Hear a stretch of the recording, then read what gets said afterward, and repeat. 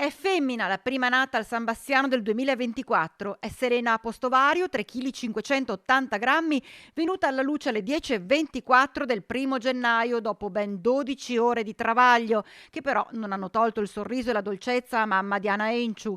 Mentre il piccolo Luigi Pasquetti, arrivato alle 3:06 del 31 dicembre, ha salutato il 2023.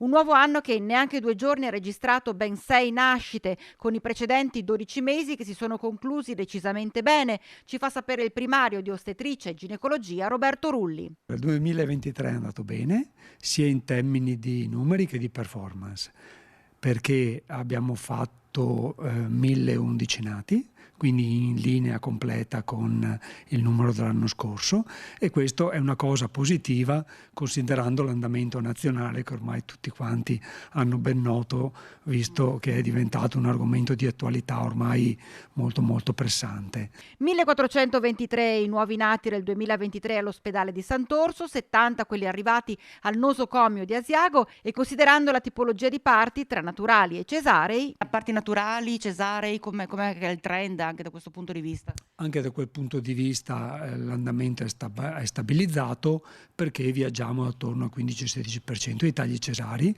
che è una media ben inferiore a quella sia veneta ma soprattutto nazionale. Come dicevo, anche questo è un dato stabilizzato e cerchiamo di lavorare sempre in sicurezza.